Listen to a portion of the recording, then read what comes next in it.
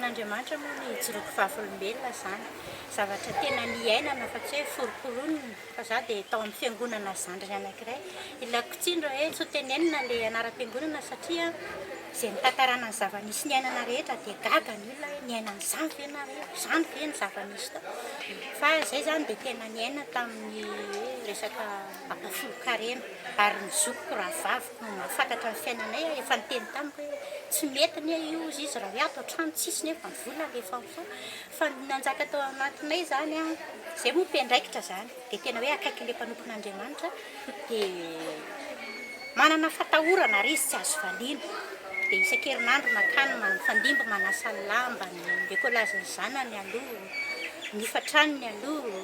Raha vao tsaratsara ny lokanao any an-trano dia tsy maintsy anaterana satria efa voateny hoe ny hariva hoe tsy mihinana ianao hihinana, manjary miteraka aretin-kibo izany sy ny sisa. Dia izany zavatra izany tena hoe nampalahelo ary niteraka aretim-po ho anahy manokana satria izay no menandraikitra zany a, dia mandeha mitoro filazantsara reny dia olona mahantrahatra ny andro dia tonga ao am-piangonana ilay olona dia voateny hoe fa nareo ve ry madamo Fidelina tsy mahita olona manan-karena ny olona tsy hanao ampafolo-karena no entina aty.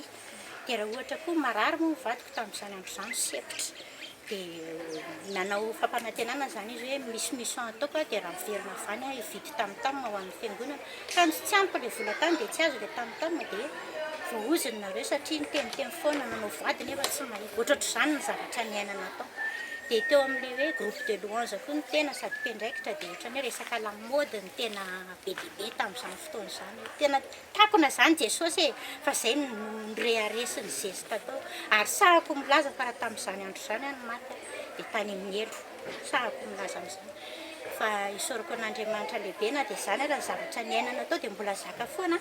Fa nisy anankiray izay tena hoe nanao stage mivadiko dia tsy vita intsony izany ilay ampafolo-karena dia mifamaly izay sy ilay mpanompon'Andriamanitra dia izy moa tena izy mihitsy nanao hoe mialaho izy satria najanona mihitsy aho zany tsy hanao groupe de louange sy tsy mitoro teny intsony satria hoe tsy nahavita ilay ampafolo-karena.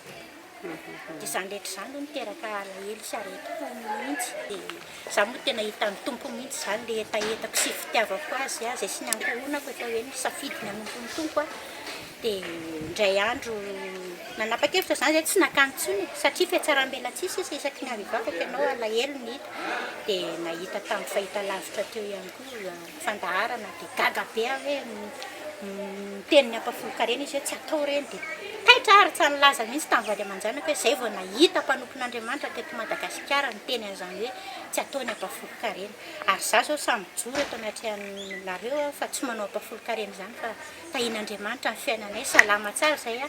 Fa na izany na izany manohana ny asan'Andriamanitra araka izay azoko atao araka ny fitarihan'ny fanahy ary za sy Jesosy dia mifandray foana tena hoe libre ao amin'i Jesosy e. Dia amin'ny fotoana rehetra fa tsisy hoe inona na elanelana na inona intsony fa dia fankazatra amin'ny tsy tohan'Andriamanitra. Tsisy olombelona atahorako izany intsony ary na marary ary izay a tsy miantso mpanompon'Andriamanitra izany intsony a fa nafahan'ny tompo tamin'izany fa tonga dia Jesosy direct. Jesosy ny atahorako a, ny fatahorana an'Andriamanitra izany ny angatahako andro manalina e.